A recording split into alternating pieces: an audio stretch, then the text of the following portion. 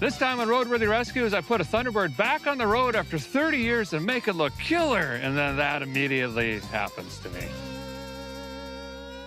That's fine.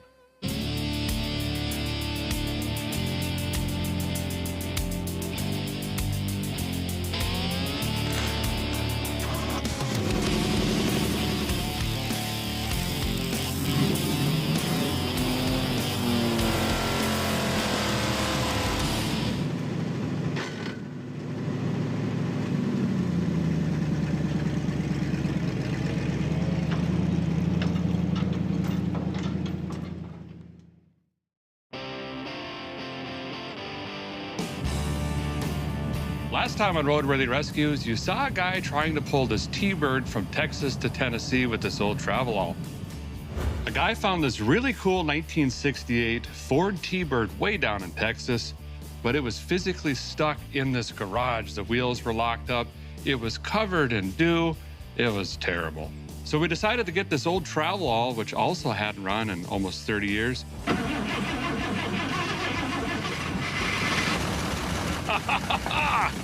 It's running. Yes! Sounds terrible. Perfect. For this rig to go down the road, let alone tow something, I had to do some upgrades. Threw on a 4-barrel intake, 4-barrel carb, put in a water pump, fixed the ignition, and a few other doodads. Don't worry about that. The only thing this is going to pull is ex-wives. Oh, great. Got it fired up and literally drug the T-Bird out of the garage. We might have hit a couple things, but mostly unscathed. Now I'm trying to pull this T-Bird 800 miles from Texas all the way back to Tennessee. So far, she's pulling great. Got no temp gauge, got no oil pressure, got no fuel gauge. Actually, I do have a fuel gauge. It's called Look. We're about half a tank. It was going really good until, well, it wasn't. Oh, something is terribly amiss. Yeah, let's pull off here. I got a lot of smoke in the cab. Now there's power steering and motor oil and transmission oil everywhere.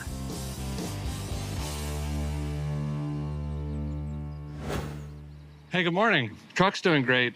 Well, I said last night it was doing great. What I failed to mention was it's exploding oil out of every single thing that holds oil. Power steering line burst, sprayed it all over the manifold. Transmission pan is leaking. The oil has ejected everywhere, so I'm trying to doll that up this morning, figure that out. Gonna hook up the crankcase ventilation system, hopefully reduce the pressure in the block, and maybe eliminate some of that wanting to come out the top end. Oil-soaked air filter, that's okay. We used to do that back in the old days. Got air up a tire on the Turd Bird, and we're gonna hit the road. Kind of rainy, gloomy day, but that's okay. We're gonna get some nice sights in and just cruise. Have a good day at 55, 60. Call it 700 miles to go from Texas to Vice Grip Garage in Tennessee.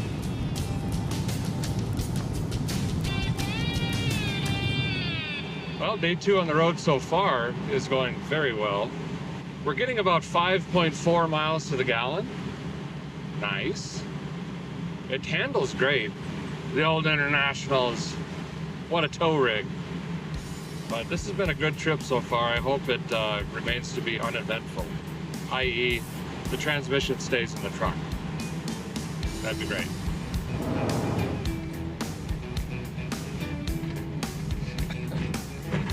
You gotta turn left when you brake. You gotta keep your head on a swivel.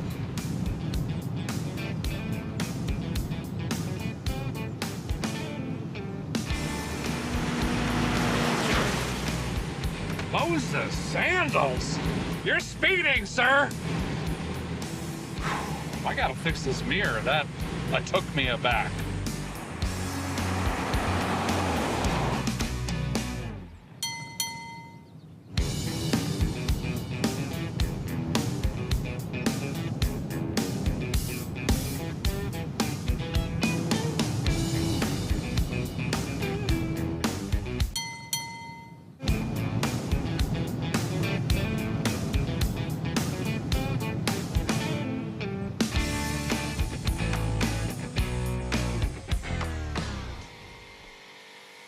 Oh.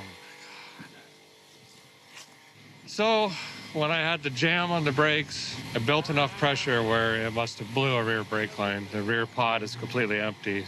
But we've been traveling in rain all day, so everything is dripping and weeping right now. So that means we have to try to do brake line surgery right here, I guess.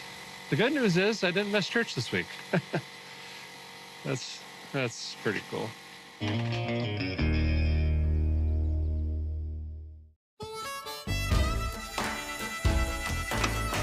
Midas eat your heart out.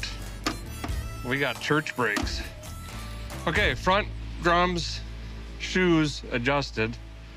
They're theoretically automatic, but I can't back up and let them auto-adjust the late. So I spooned them out with the flathead screwdriver, so where they're slightly dragging. Now we'll have good front brakes again. Turns out we don't have a pop line in the back. We might have a weeping wheel cylinder, so I'm just gonna bleed the master cylinder, plug the line back in, and top it off every time we get fuel. Okay, let's go.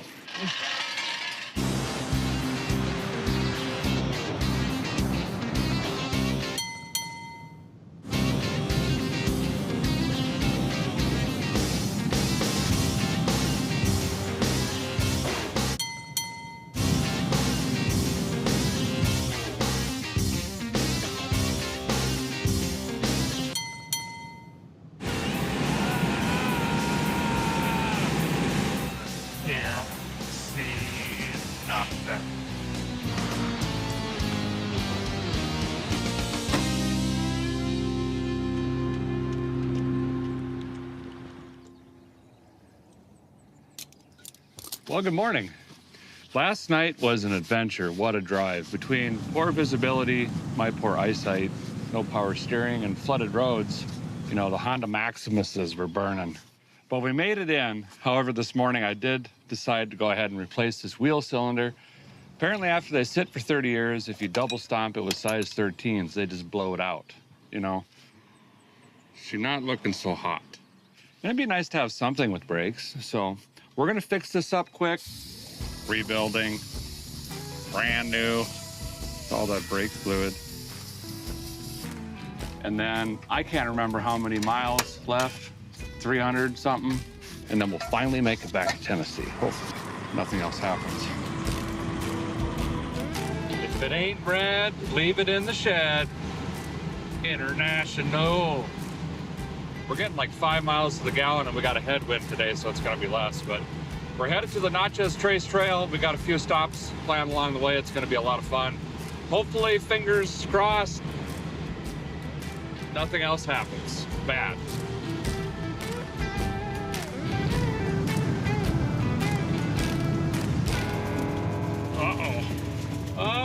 I took a right turn to check the oil and ended up on a section line betwixt some row crops here. I did have the turd bird clean, but now it's probably full of mud.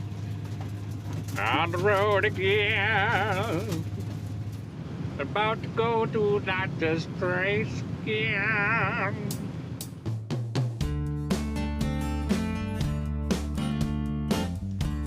You know, when it comes to these old vehicles and reviving them, other than the history and story of the vehicle itself, my favorite thing is the journey home. And in this case, we're just now turning on the Natchez Trace, which boasts thousands of years of history. It's a 444-mile scenic drive that extends through 3 states, and American Indians have traveled on it. European settlers, traders, trappers, soldiers, presidents, you name it. And this highway closely follows the original path. I've never been on it. I heard it's breathtaking. It's got plenty of turns and ups and downs and vegetation and trees and you name it. So this is going to be a lot of fun. Might as well enjoy the trip. Oh, I like the speed limit too, 50. Right up our alley. Nacho Trail. I hope it has cheese and jalapeno. Some hamburger wouldn't hurt. And maybe some olives and onion.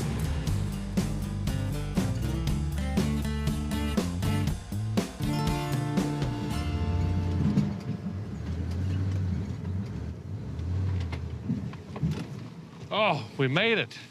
Bicycle Garage, South Central Tennessee, 800 miles. We found this international travel out in a backyard, sitting for almost 30 years. Got it fired up and hit the road. And not only did it drive 800 miles, it towed 800 miles.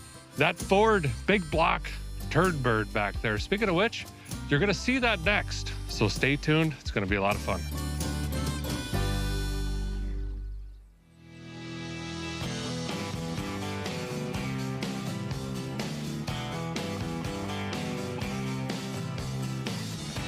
Well, it was a very late night driving through the pouring rain. Well, it pretty much rained the whole journey, but we actually made it here. And that in itself, in my opinion, is a massive win. We found the 68 Thunderbird sitting in a garage for almost 30 years, but it was just too disgusting to work on in that case. Now you can finally see in light how nasty this car is. It is terrible. I've been doing this for a couple decades now, and this one is up there. Oh, the wind is really kicking it up. So I think I'm just gonna throw a mask on, get some gloves on, roll the floor mats up, and then I'm gonna vacuum this outside and try to get that to just blow into the cattle up there. Sorry about that. Note to self, don't eat hamburger this year. Okay, so let's get the vacuum and just get to work here. Definitely wanna be upwind. Basically the same rules for farts. Such a disturbing sound.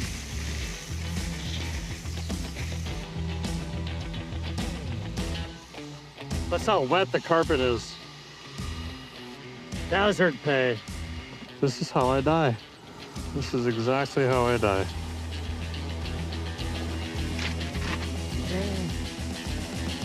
Oh. This was a terrible purchase. Completely full. Oh my gosh. I've heard that sound.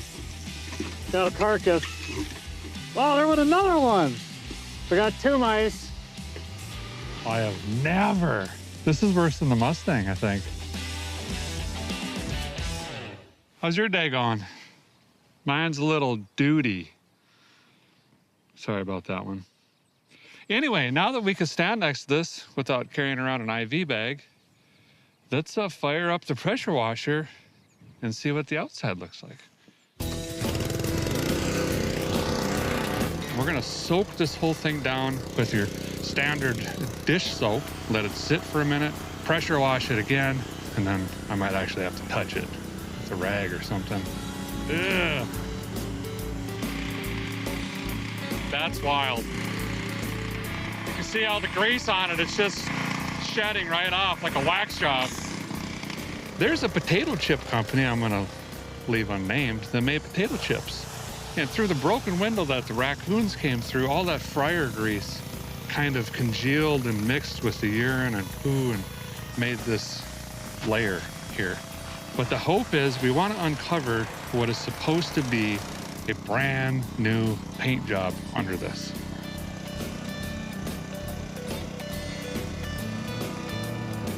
Huh. Doesn't look like I did anything the last hour.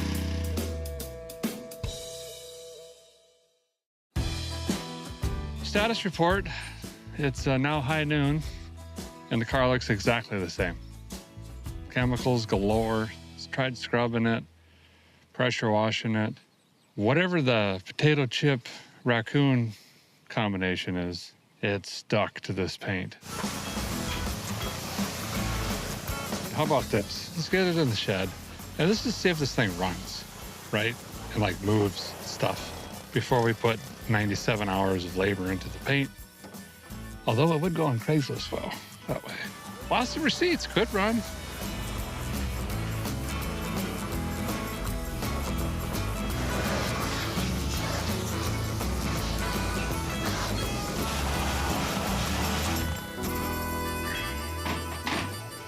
So I've already plugged off a vacuum leak.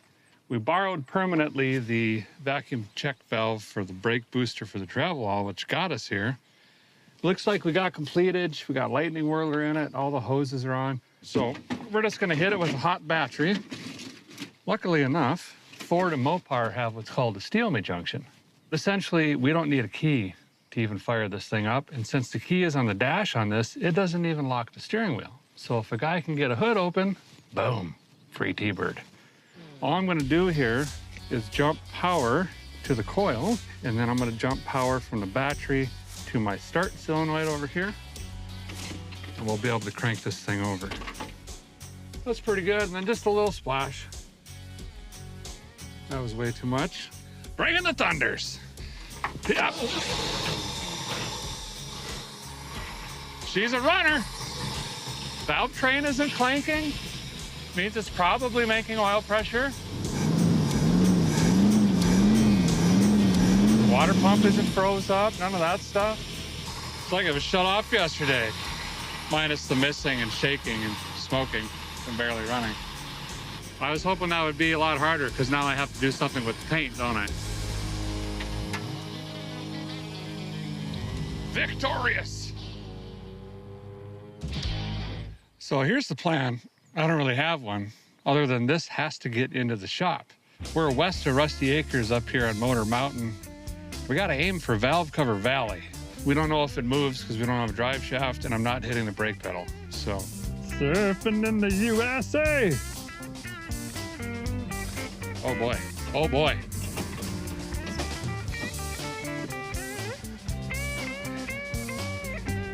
Ain't nothing zip ties and vice grips can't fix.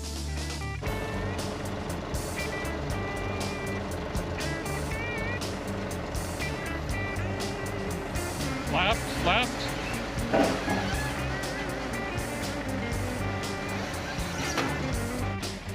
Aha! Okay, now we're gonna lift this up with the forks and then I'm gonna side shift it over onto the lift because we're about to fall off. I hooked my peepers onto the car. The trunk floor is absolutely gone, so we're not damaging anything, so just relax, okay?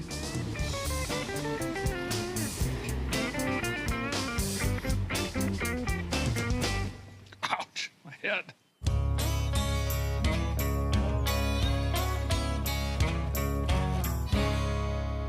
So I got my buddy here, Kevin Pates from Paint Education. He's been around collision, hot rods, custom builds, you name it, stuff like this. I'm hoping if anybody knows what to do, it's you with this vehicle. So here's the deal with this car. We found it in this old cinder block garage. Urine, fryer grease, 30 years of dirt and dust. We tried to power wash it and clean it and scrub it.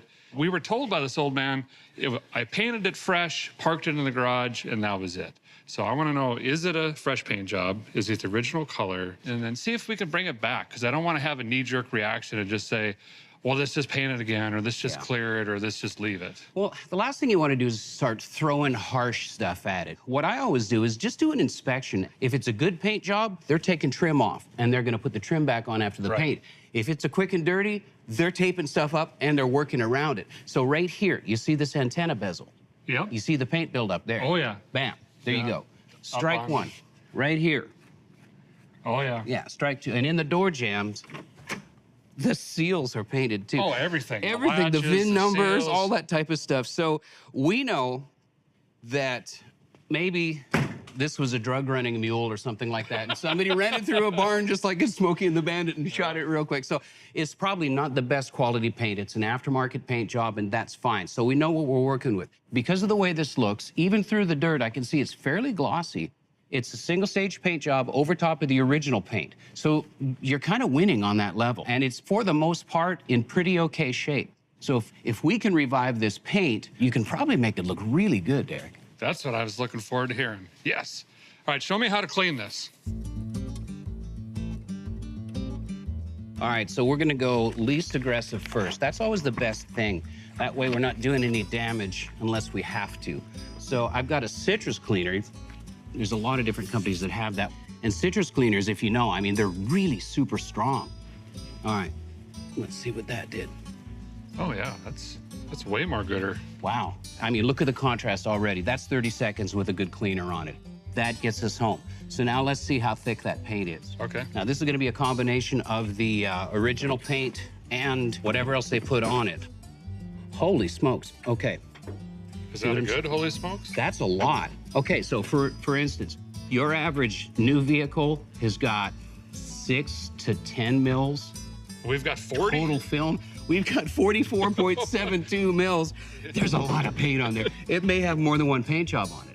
Or it's super thick, or they put 5 coats on. My guess, we're probably safe to sand and polish if we have to. Okay. But before we clean it and sand it, all of it, let's see what we can do with the small spot. See if just polish will bring it up. This is my go-to for almost everything. It's aggressive, but it polishes out super smooth. It's kind of a one-step for me. So it's a water-based compound, which is really good.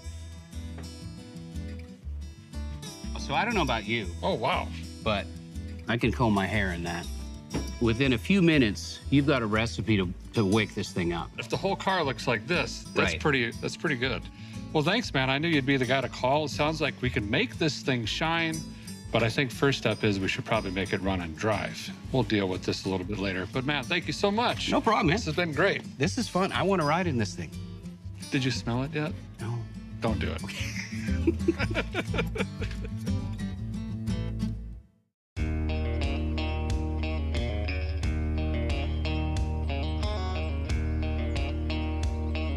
Well, now that we know that it could potentially look really sharp and that this runs somewhat okay-ish, I think we go ahead and spend the time, dig into this engine and make it run a lot better.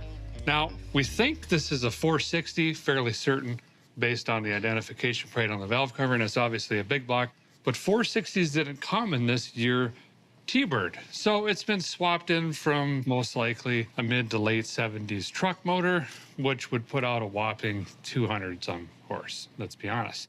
However, they are fairly torquey motors. Nothing beats a big block in that aspect. But this stock style intake and this Motorcraft fuel make it happener, that's got to go. Here's an idea. What if we put a new performance dual plane intake on this and put a Holley Sniper on this thing and let it tune itself, and we'll get maximum horsepower, fuel economy, ease of starts, all of that. And then we'll obviously do an ignition tune-up. We'll put an HEI in it, dump the coil and points, put an exhaust system on this. We should have a tire-frying Ford big block, or at least that's the idea. I'm gonna start by taking the hood off, and then we've just got to thrash and get all of the garbly gook whatnots and accoutrements off of this engine. Oh, I don't think that was right. I mean, so far, I'm enjoying this, gotta be honest. That's better.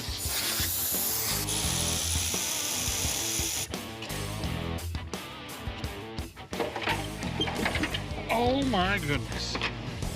Corpus Christi. I'm gonna have to try to pluck all that out. This is oil from the 60s and 70s. It's a very high mile motor that has not been taken care of.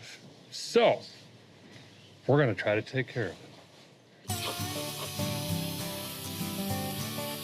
I'm trying to get all the huge, giant chunks of stuff out of here because the lifter cups are just full of this junk. And I don't wanna have one of these lifters go flat or something like that. These push rods and the lifters need to spin on these bores, and they ride on the cam lobe. This cam lobe here is a good example, only part of it's shiny because it actually has a taper on it, which makes that lifter rotate with the push rod. If that gets full of this gum and varnish and buildup, it's not gonna move.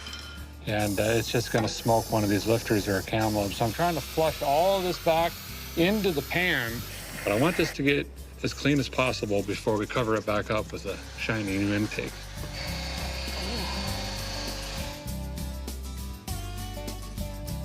So guys been working away at this, and now it's bone dry. It is just, because you know, brake clean dissipates quickly and dries up.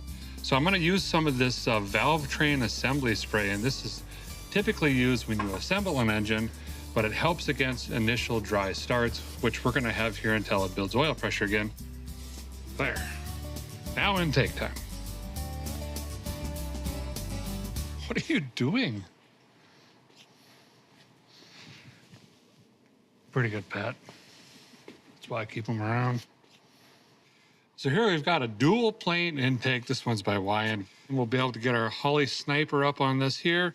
And it's still got the provision for the standard or factory throttle cable, so that's pretty nice. It's just got 74 different pipe plugs we got to plug up, but we'll do that down the road. So here we have a points distributor. So inside of here, you can see the contacts for points. And as it rotates, it opens and closes. This is cool, it's great, it works, but we're gonna be upgrading it to a GM style HEI or high energy ignition. And basically this has the coil built in, everything is right here. All we need to do is just hit it with 12 volts and bam, upgraded. So we should have a better, more consistent, more reliable spark. And we'll figure out timing later. Went ahead and put some new valve covers on, just decided to plop these on, they were cheap enough. Got our new intake on, and then our sniper, which is basically fuel injection, right? So we're gonna be able to maximize our horsepower, fuel economy, easy starts, and all of that stuff. This is a new Sniper 2. They actually moved the ECU in these. Instead of having it up front right next to the HEI, they've switched it around over here. I've been told it's taken care of the RFI issues sometimes that you would get with that. So now I just got to dig through this manual here, start figuring out, well, digicals. I don't like them. I'm gonna have to figure it out though. Fade to black commercials.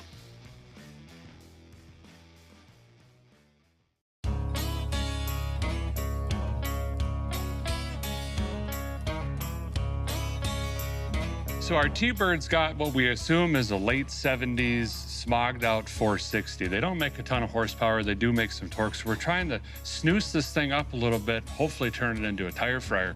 Guys had a really productive day. I'm feeling pretty good about where we're at with the rig. Fairly close to trying to fire this thing back up on EFI. Linkage is done, vacuum lines are done, vacuum line of the boosters in. Our ignition system is complete. We got lightning hoses, sparkulators in. We've got the lines run to the Sniper as well.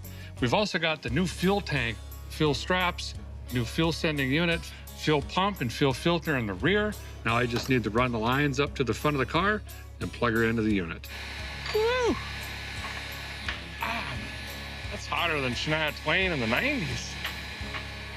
How do I live without you? Just tell me, I want to know. So a guy's wiring up the Holley Sniper up front here, and I'm to the point I need to find a 12-volt switched source. To do that, you need a key.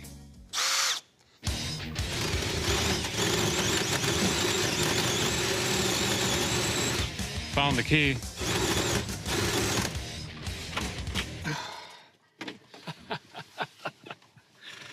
Mark this one off the list. I don't like the fact that my head's so far into this car. Oh, by the way, had the seats sent off to get reupholstered because they were that terrible. They should be back soon. And that's good. You want new seats when your T-Bird doesn't run.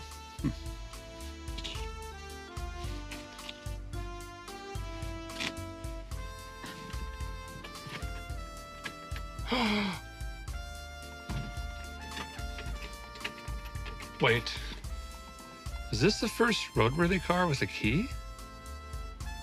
That's pretty good. It's only season 3. It works. We have an ignition stick, and never mind. We had a spare. We have one key. It's pretty good. Come here, cat. I will not feed you if you do not come here. Fine.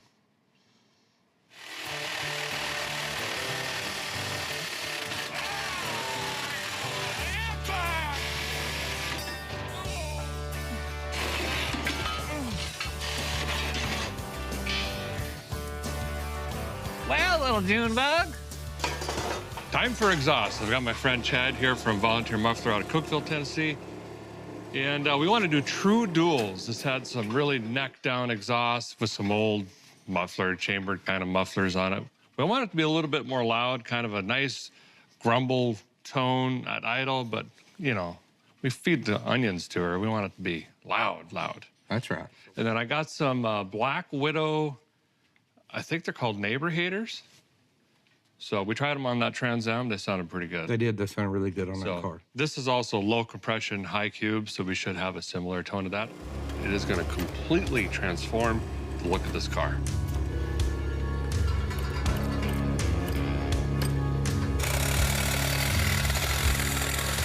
While he's doing that, I'm putting the drive shaft back in so Chad can fit the exhaust. He's going to swoop down and then snug it in towards the drive pole, and then he'll come back out. But he needs us in here to check his clearances and stuff like that.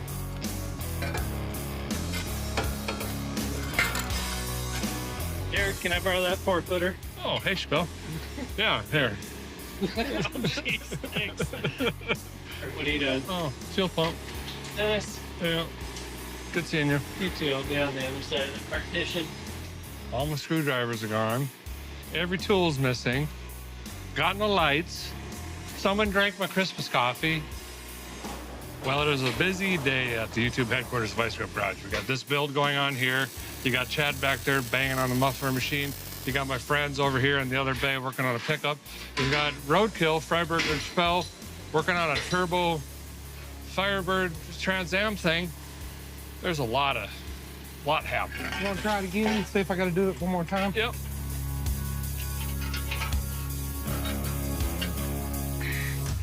We're gonna lose the shop if we don't get this done.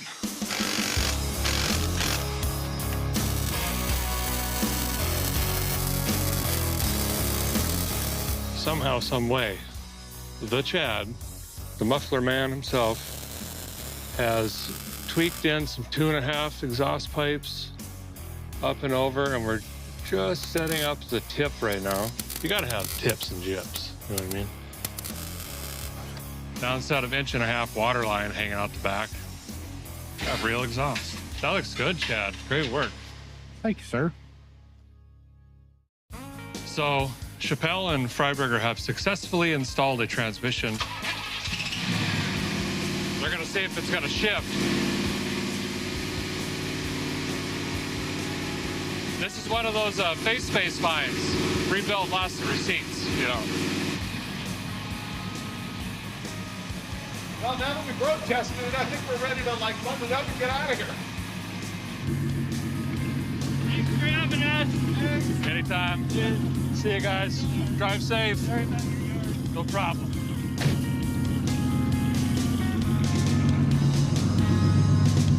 Oh, it's got brake lights. Wow. Jeez. And I said one cookie. Don't leave a trail. I've never even tore it up this bad. This is pretty entertaining. That's about 15 bales down there. The inspection cover slamming on the torque converter sounds awesome. Well, you know, it won't overheat. That's good.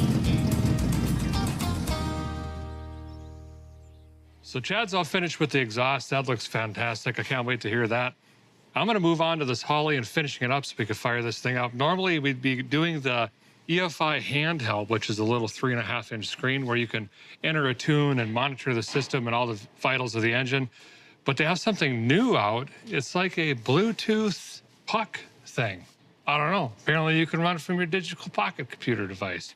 So I'm going to throw that somewhere in the car, and we're going to tune this thing with our phone, and then we're going to be able to go through the paces, create a bass tune, and that it should fire. There's the fuel pump. Let it build a little pressure. Oh, Lord have mercy. Take this up, take a peek. Yep. This is what happens when you're working on 3 vehicles at once. This is because of roadkill right here. All right? Paying attention to detail. Forgot where I was. And they owe me like 14 hay bales. I'm writing HR. Let's see if it fires. Oh, look at that! Wow! It's already idling down. Look at that. Well, I was going to say adjust the timing, but then again, I put it in, so it's, you know. It's dialed.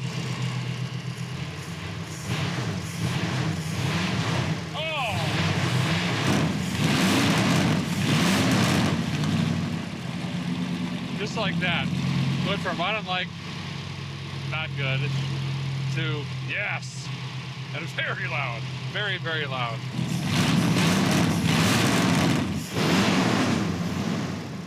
We might get a burnout out of this.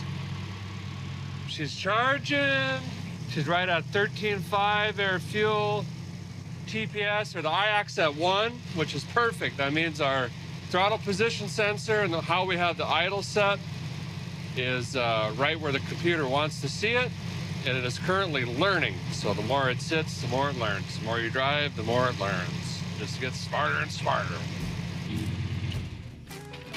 Just like the mufflers suggest, my neighbors probably hate me now. I think that's gonna do it for tonight. It runs, it's alive, but tomorrow we've got like brakes, and then we should probably check if it like shifts into gear and is gonna move and stuff.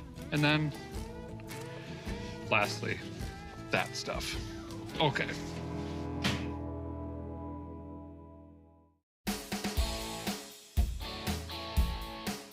Well, good morning. We're back on the Thunder Turd we found down in Texas. We pulled her back to Tennessee here, and we're going through this thing, trying to get it back on the road. Got it running late last night. Man, it sounds so good with the exhaust and the Holley Sniper on this thing. But we got one problem. There's absolutely no brake hardware, well, at least on this side. This wheel was locked solid when we pulled it out of the garage with the travel all. So I'm gonna start going through the brakes. I at least need hardware here to see if the master cylinder is doing anything with the brake juice, and we'll go from there. Buckle up. This is another brake job. Woo!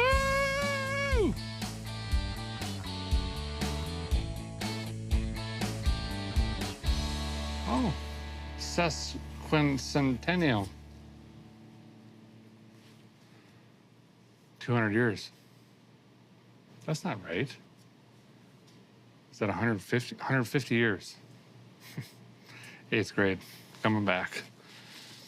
Now, it is time to tackle this. It's time to tackle this paint.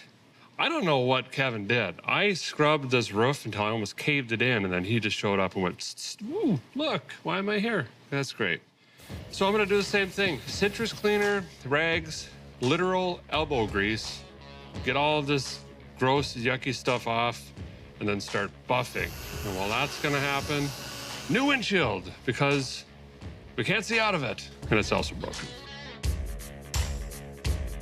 As a reminder, this is a really potent mix of potato chip, fryer grease, raccoon and rat pee, and the very authentic 3-decade garage dust. So many people passed on this car this guy was selling. Super nice guy. But no one wanted this car because of how terrible it smelled and all of the feces and urine in the vehicle. And I just want to say for the record that they were smart. I was not.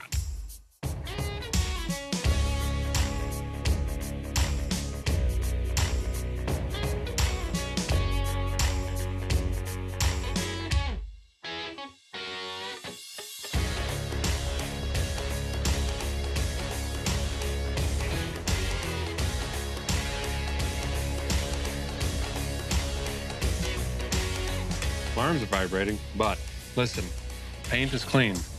The paint is polished, and we got the windshield in. So now it's finally time to do something with the interior. Finished. Okay.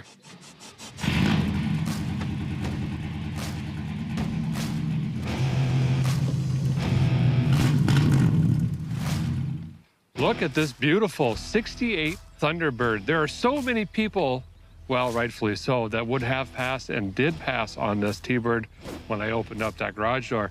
But I saw a ton of potential in this car. And as you can see, it is a qualified and certified going to town rig. We had to address the engine first off. It didn't run very good.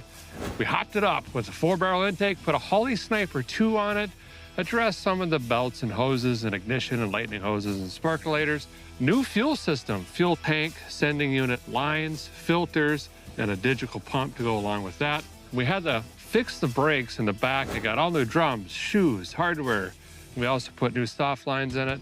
Speaking of stopping, we got these new 17s and they look incredible. It really completes the look. It kind of John Wickish, except I don't know how to, I just hurt my back actually on that one.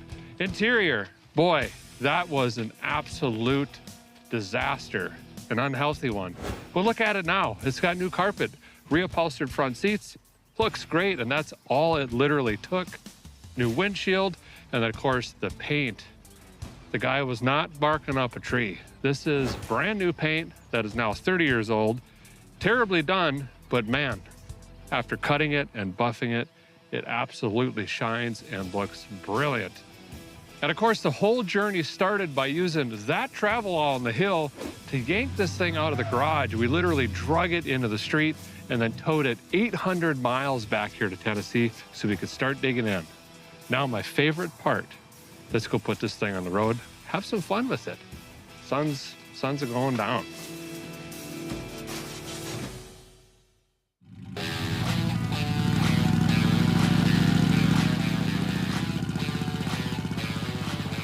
First impression, yes. 30 years this car sat in that little garage.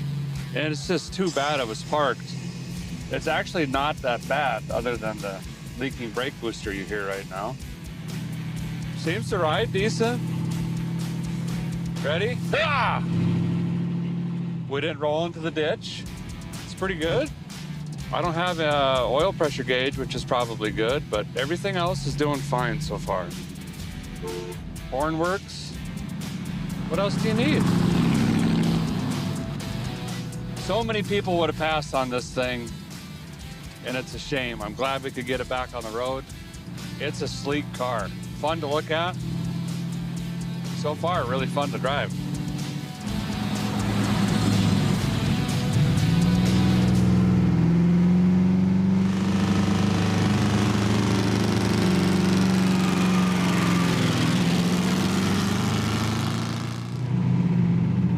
Not bad.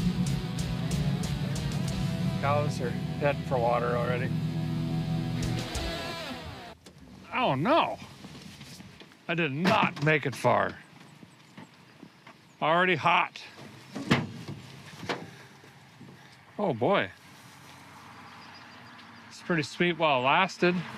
3rd degree burns on my hand. Ouch. It's at least 290 degrees. So it's probably a bad water pump, something similar. I am gonna let it cool down and drive it just a little bit farther because it's fun driving and it looks great. Well, that's gonna do it for this episode of Roadworthy Rescues, but stay tuned, there's plenty more to save. Oh, and this does prove you can polish a turd.